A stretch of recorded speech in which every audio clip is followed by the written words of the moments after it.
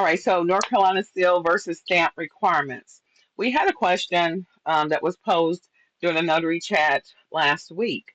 And I was like, well, you know what? That's a good topic because a lot of notaries are not aware of what we can and cannot do when it comes to the seal or the stamp. And if you know exactly what is okay, what we can move forward with, I feel that it can definitely help when it comes to how you actually prepare your tools and pay attention to exactly what the document may require, depending upon who you are working with. So, when it comes to what does North Carolina law say when it comes to General Statutes 10B-37. So, if you can actually go to your Notary Manual 2026, this can help you because I like to make sure that you know exactly where to factually find this information. So that's going to be on page 169 in our Notary Manual. And again, this is an embossed seal versus an ink stamp that we are going to focus on tonight. So, what does, again, North Carolina law say? So, North Carolina sets strict legal guidelines on what must be contained within the seal parameter. Number one, the notary's name exactly as commissioned. That's very important. Two, the words notary public must be displayed on the actual seal or stamp.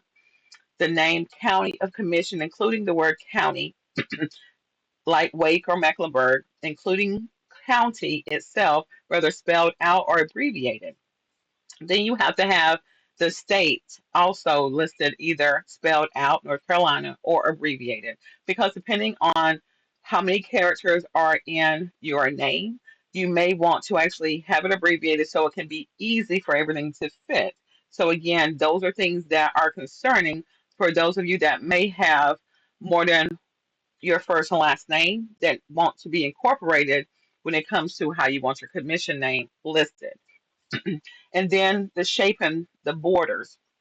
It must be either circular, not less than 1.5 inches, or more than 2 inches in diameter. So we're talking about the round embosser or seal. Okay.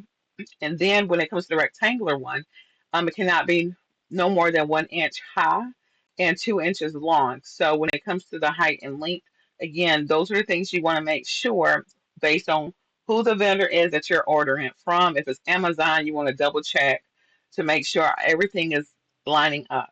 I do refer a notary store plus more.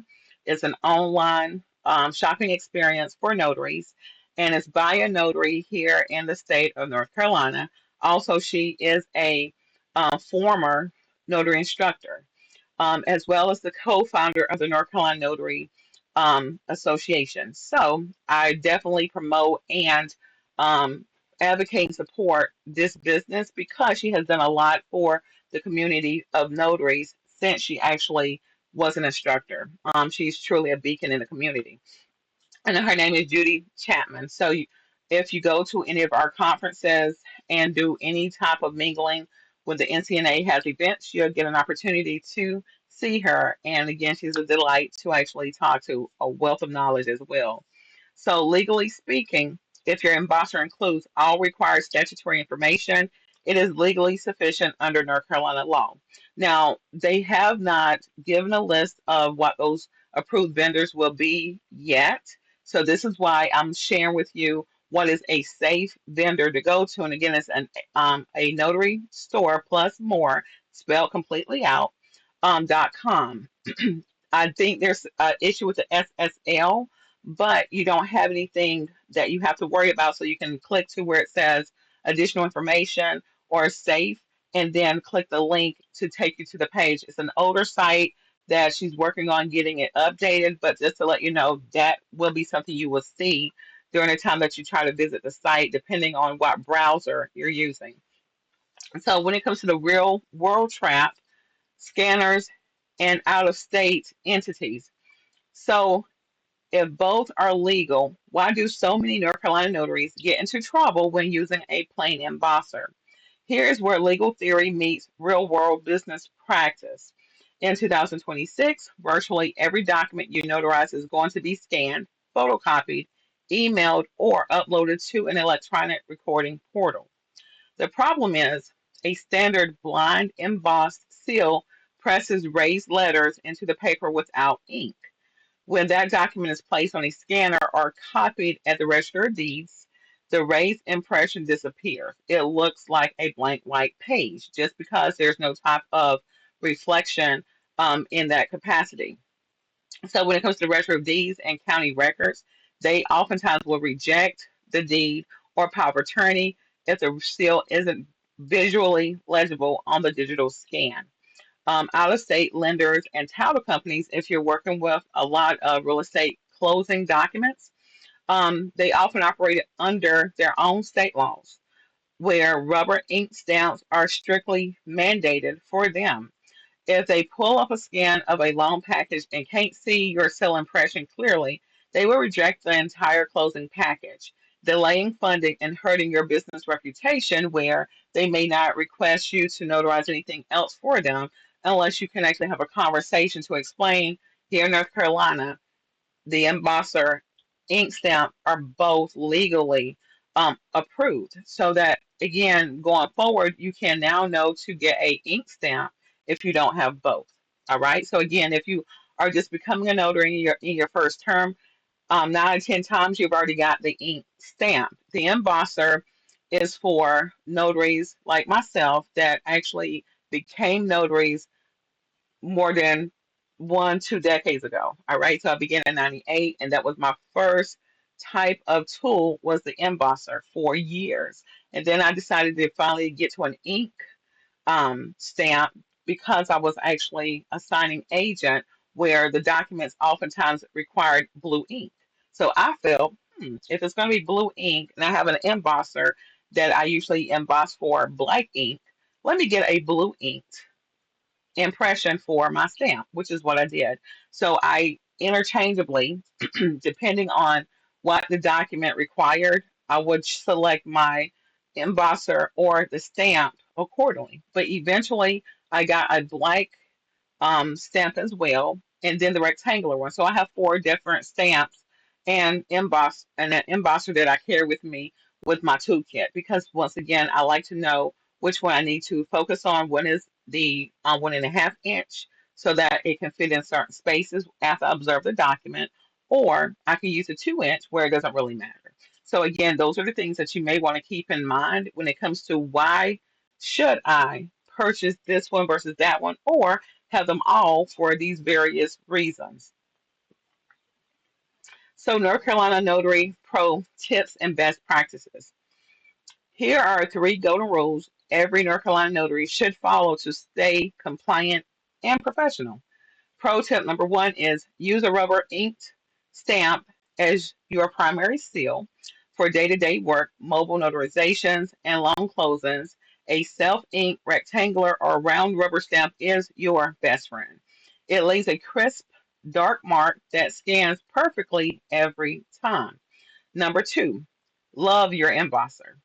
Can't get a seal impression inker. All right, this is something that you want to make sure you understand what that is so you can use it properly without messing up any of the embossing.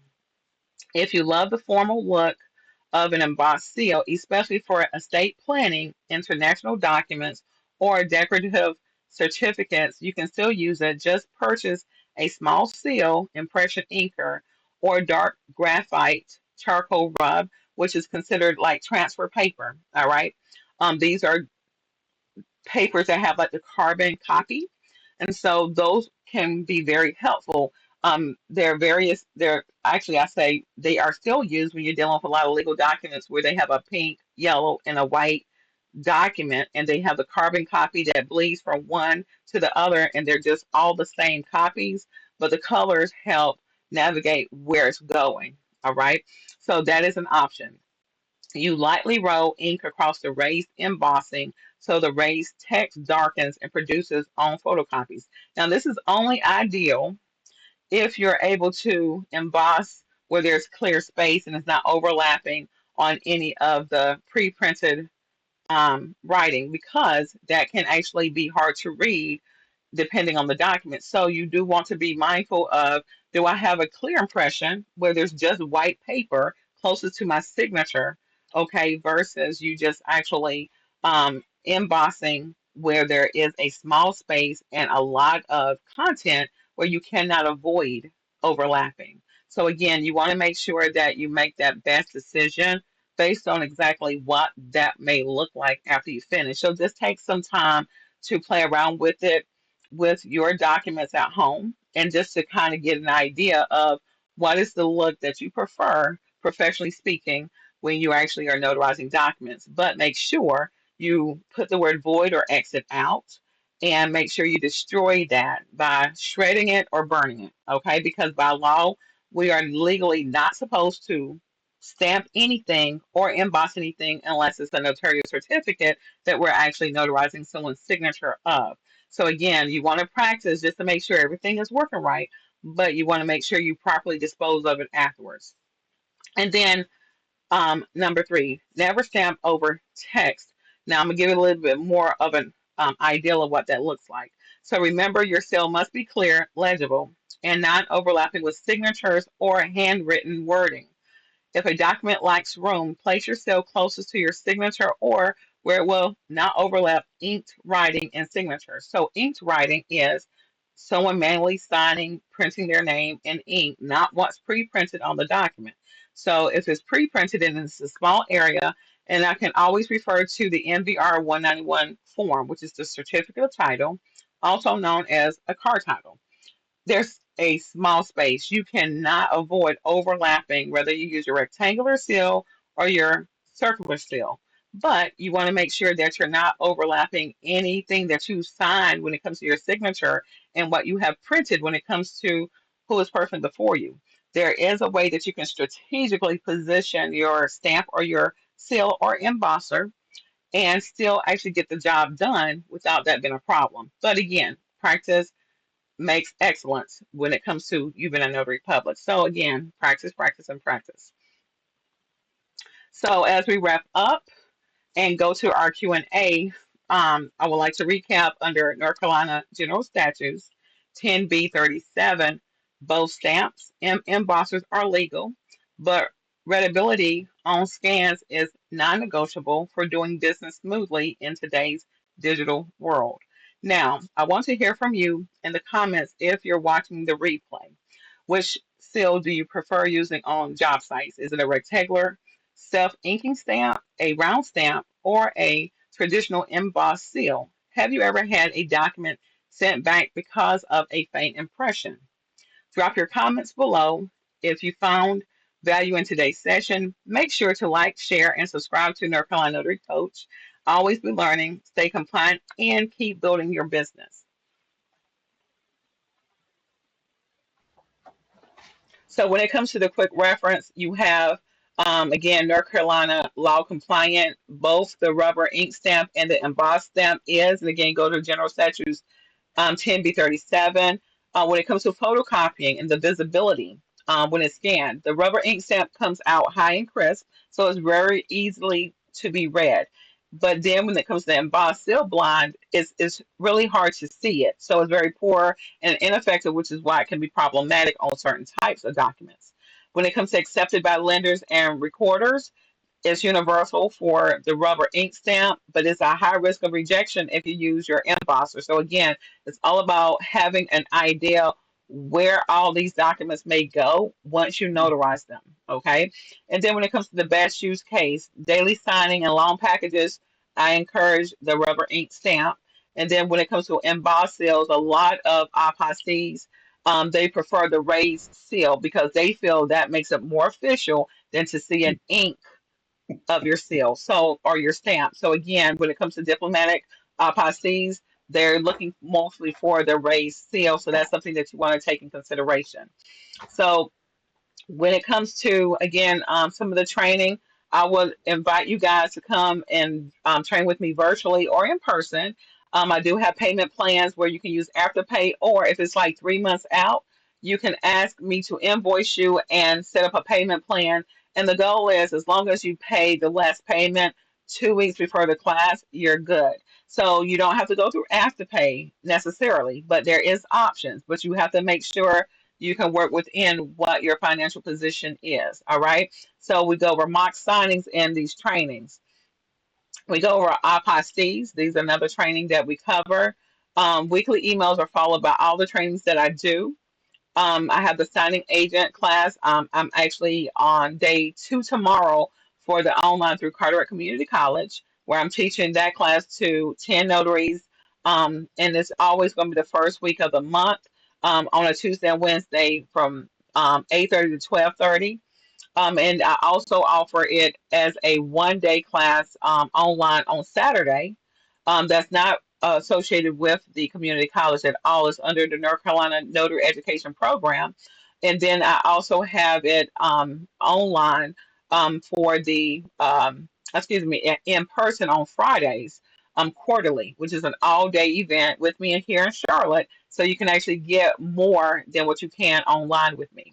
And so the marketing basics, this is something again is incorporated in all of my training because again, sometimes it's not about how to do it and knowing what to do, but the marketing part can always stumble a lot of people. And I know this because I dealt with it a long time ago. And so again, I cover some simple basic tools until you can actually move forward immediately. And then as you're getting the hang of it, you can always look for other training opportunities and the free when it comes to again the social, or I should say the government entities that we shared when it comes to SCORE as well as SBA. All right.